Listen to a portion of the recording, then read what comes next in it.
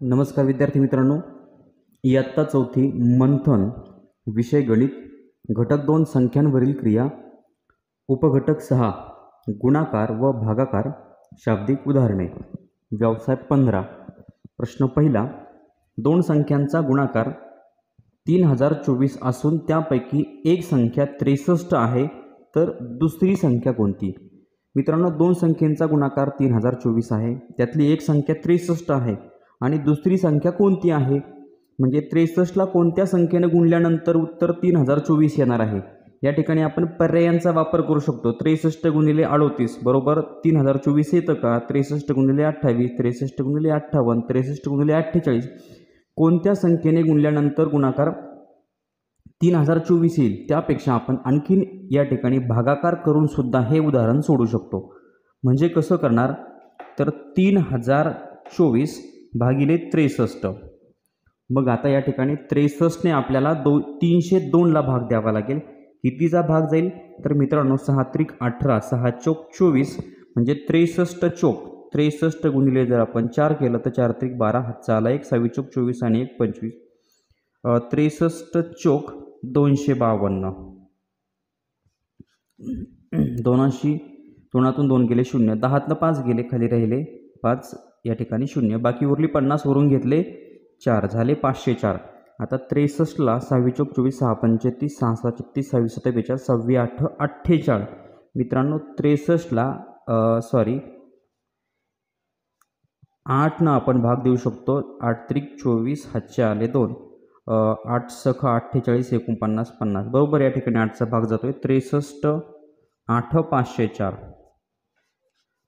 504 मधून 504 गेले, बाकी उरले 0, भागाकार आला 48. तर मित्रांनो दुसरी संख्या कोणती आहे? 48. म्हणजे 63ला जर 48ने आपण गुणलं तर गुणाकार येतो 3024. म्हणून पहिल्या प्रश्नाचं उत्तर पर्याय क्रमांक 4.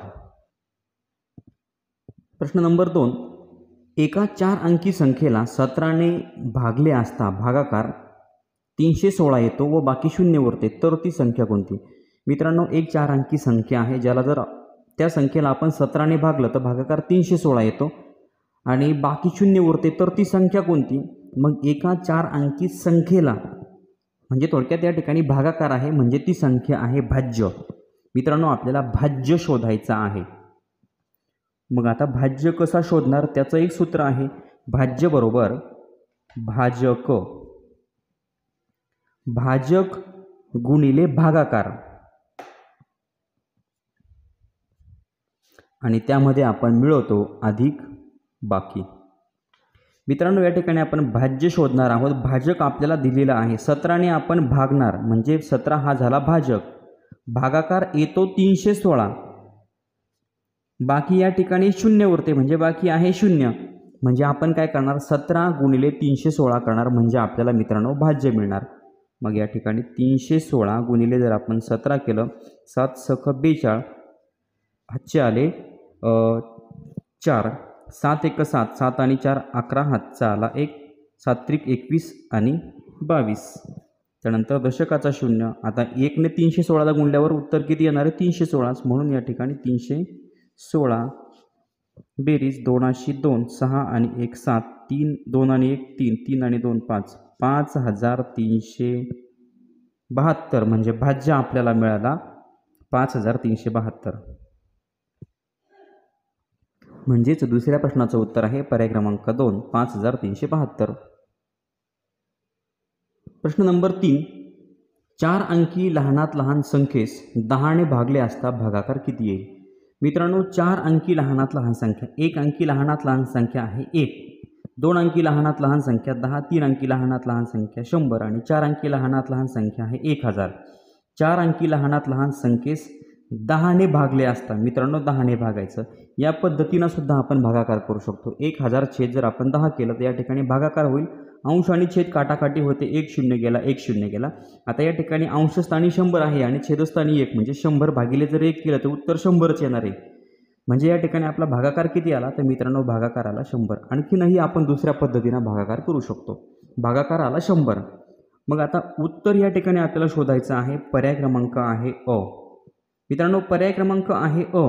अ आहे 10 आणि शतक. मित्रांनो हे लिहिले 10 आता शतक, शतक म्हणजे काय? शतक म्हणजे 100, 100वरती 2 शून्य असतात, म्हणजे उत्तर आलं 1000. आता उत्तर आपलं 100 आलेलं आहे, म्हणजे पर्याय क्रमांक अ आहे चुकीचा.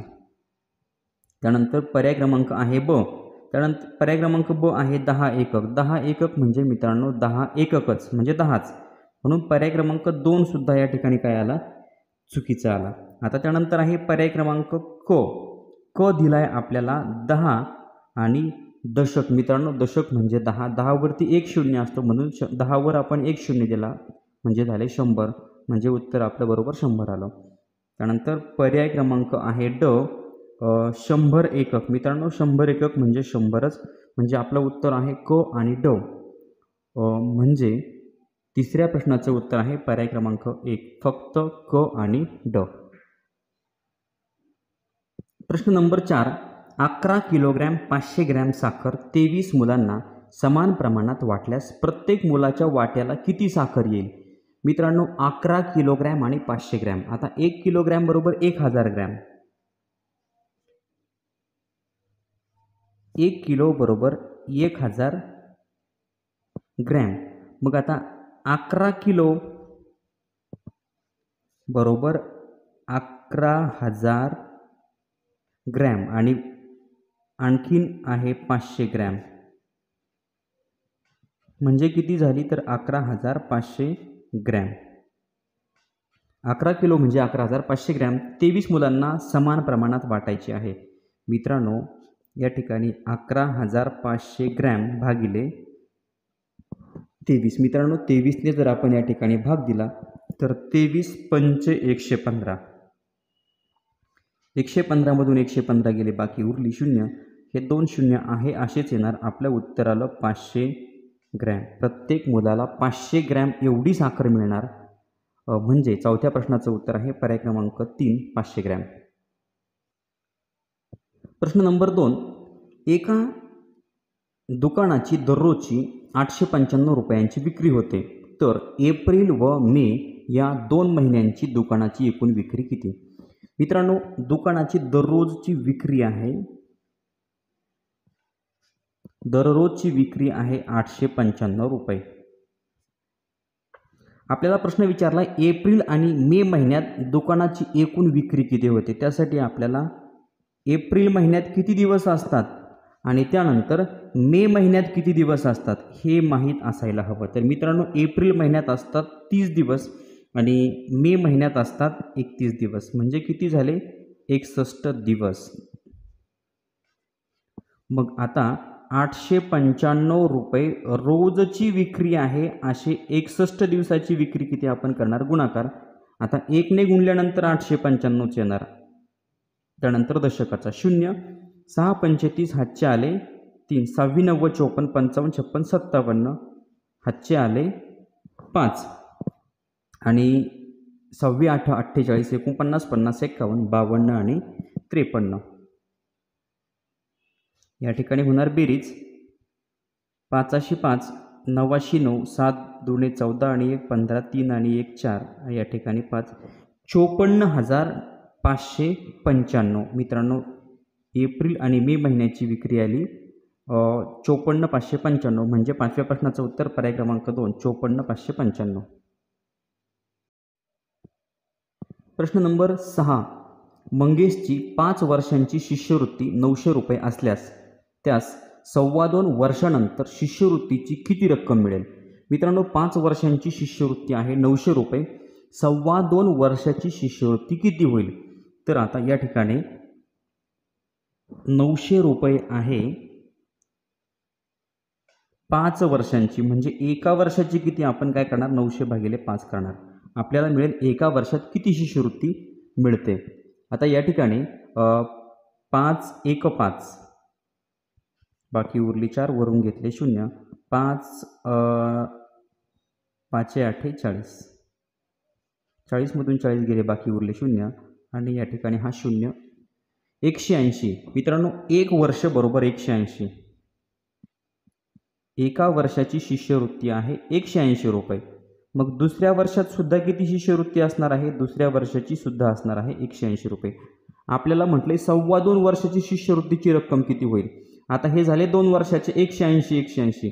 आता 2.25 वर्ष, 2.25 वर्ष म्हणजे 2 वर्ष पूर्ण आणि त्यानंतर एका वर्षातले 3 महिने, कारण की एका वर्षात असतात 12 महिने. 12 महिने म्हणजे 1 वर्ष, अर्ध वर्ष म्हणजे 6 महिने आणि पाव वर्ष म्हणजे 3 महिने. मग आता 3 महिन्याची किती होईल, तर एका वर्षाची 180 रुपये. एका वर्षाची शिष्यवृत्ती होते 180 रुपये, त्यानंतर अर्ध्या वर्षाची होते 90 रुपये आणि 3 महिन्याची किती होणार मग 45 रुपये. बरोबर. मग आता या ठिकाणी 3 महिने बरोबर 45 रुपये. बघा, पहिल्या वर्षी 180, दुसऱ्या वर्षी 180 आणि 3 महिन्याची 45 रुपये म्हणजे किती झाले 5. 8 आणि 8 16 आणि 4 20. हातचे आले 2. 2 आणि 2 4. मित्रांनो, 2.25 वर्षाची शिष्यवृत्ती होणार 504 रुपये. म्हणजे 6व्या प्रश्नाचं उत्तर पर्याय क्रमांक 2 405 रुपये. प्रश्न नंबर 7. पुण्याहून नागपूरला जाण्यास 3 तासात 246 किलोमीटर अंतर जाणाऱ्या मोटारीने 12 तास लागतात, तर पुणे ते नागपूर हे अंतर किती. मित्रांनो, पुण्याहून नागपूरला जाण्यास 3 तासात 246 किलोमीटर अंतर. बघा या ठिकाणी 3 तास, गाडी 3 तासात 246 किलोमीटर जाते. तर 12 किलोमीटर अंतर जाणाऱ्या मोटारीने 12 तास लागतात. पुण्यातून नागपूरला जायला 12 तास लागतात, पण आपल्याला जी गाडी दिली त्या गाडीमध्ये 3 तासामध्ये 246 किलोमीटर जाते. तर 12 तास लागणाऱ्या प्रवासाला किती किलोमीटर अंतर होईल त्या ठिकाणी काढायचं आहे आपल्याला. तर पुणे ते नागपूर हे अंतर किती. आता 3 तास म्हणजे 246 किलोमीटर. तर आता 1 तास म्हणजे आपण काढायचं असेल 1 तासाला किती किलोमीटर गाडी जाते, तर त्यासाठी आपल्याला काय करावं लागणार, भागाकार करावं लागणार. 246 भागिले आपण करणार 3. तर 3 8 24, 24मधून 24 गेले, बाकी उरले 0, वरून घेतला 6, 3 दुणे 6, या ठिकाणी बाकी उरले 0. मित्रांनो, उत्तर आलं 82. म्हणजे एका तासाला 1 तास बरोबर 82 किलोमीटर. बघा, 3 तासामध्ये गाडी 246 किलोमीटर जाते, म्हणजे एका तासात 82 किलोमीटर जाते.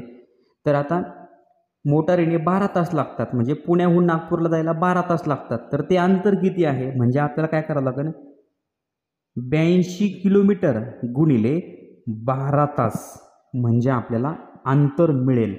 82 काय आहे, तर मित्रांनो आहे 82 किलोमीटर आणि 12 आहे तास. आणि आपलं जे उत्तर येणार आहे ते येणार आहे अंतर. किती अंतर, तर या ठिकाणी 2 दुणे 4, 2 आठी 16, दशकाचा 0, 1 दुणे 2, 1 आठ 8, 4 6 2 8, 8 आणि 1 9. मित्रांनो, 984 किलोमीटर.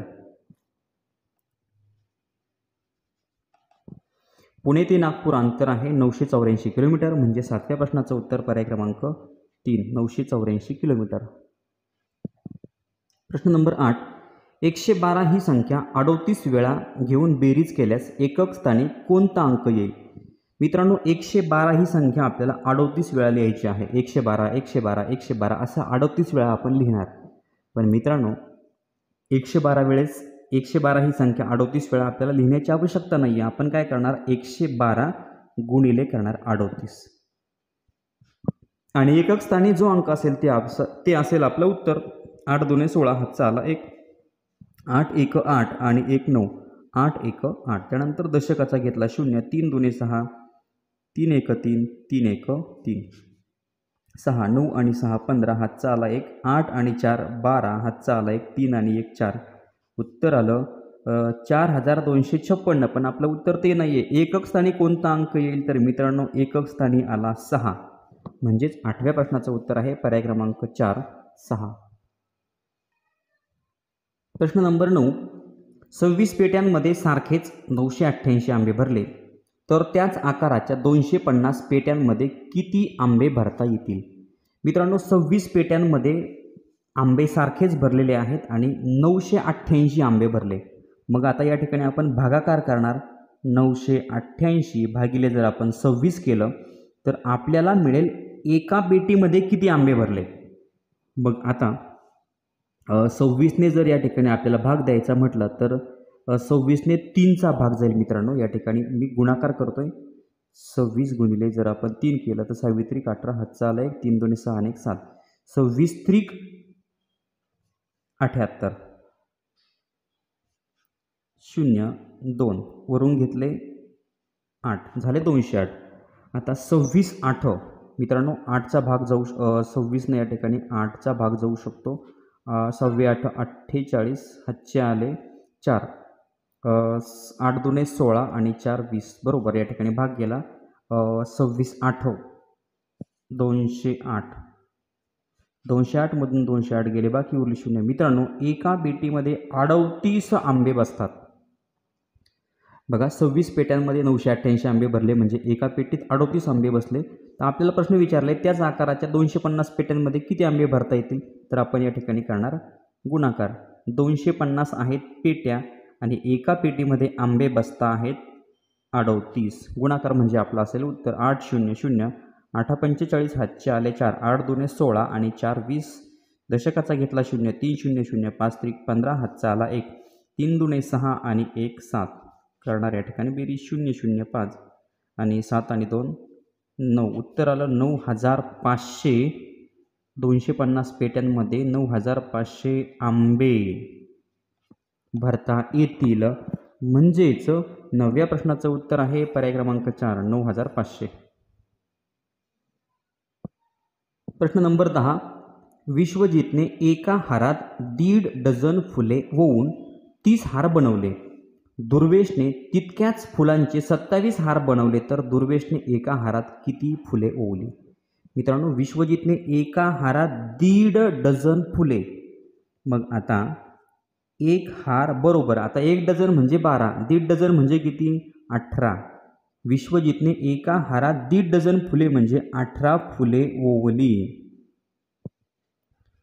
फुले ओवून 30 हार बनवले. मित्रांनो त्याने 30 हार बनवले म्हणजे 18 फुले गुणिले 30 हार. या ठिकाणी 18 आहेत फुले आणि 30 आहेत हार. यांचा आपण जर गुणाकार केला तर 0 0, दशकाचा 0, 3 8 24, हातचे आले 2, 3 1 3 आणि 2 5.